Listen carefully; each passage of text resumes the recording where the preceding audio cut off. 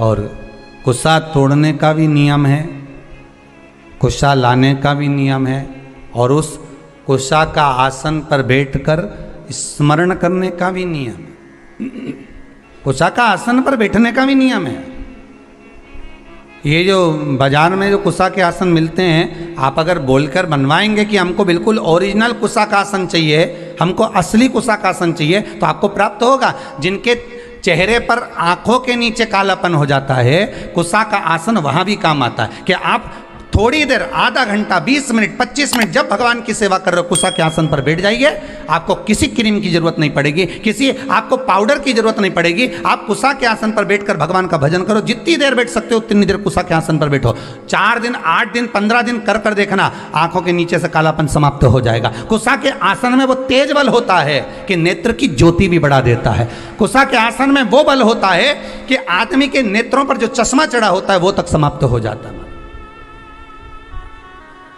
पर लोगों ने कुसा का आसन हटा हटा कर आज के ज़माने में नया नया ये सब मार्केट में जोरदार जोरदार आसन आए, टंगा रे, कपड़े का आसन मिल रहा है, ऊन का आसन मिल रहा है, इसका आसन मिल रहा है, तो लोग लो मना नहीं है, पर आसन पर भी तुम कुसा का आसन लगाओ। पर कुसा के आसन पर बैठकर जो तुम अनुष्ठान करोगे, कुसा के आसन पर बैठकर जो तुम भगवान चर्चा करोगे, उसका एक बल बढ़ता है। कुसा के आसन, कुसा क्या है?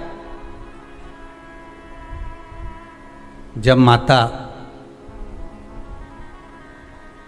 जानकी जी पृथ्वी में समा रही थी, भूमि में जा रही थी, राम जी ने रोकना चाहा, रुको जानकी, रुको सीते, सीते सीते करते करते राम जी भागे, सीता को पकड़ने वाले थे।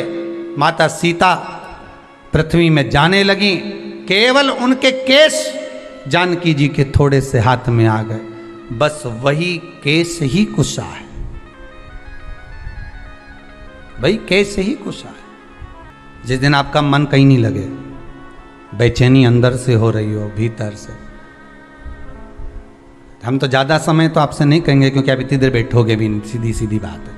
हम कह भी दें कि तुम 1-2 घंटा बैठ जाओ तो नहीं बैठ सकते, तो हम तो इतना कहेंगे कि अगर आपके हृदय में बेचैनी ज़्यादा हो, मन ना लग रहा हो, आज ऐसा लग रहा है कि मुझे कुछ भी अच्छा नहीं लग रहा, आज आपको ऐसा महसूस हो रहा है कि कुछ बुरा होने वाला है, आज आपको ऐसा महसूस हो रहा है कि मेरा कोई अंग फड़क रहा है जिसके कारणवश मुझे कुछ कष्ट हो सकता है,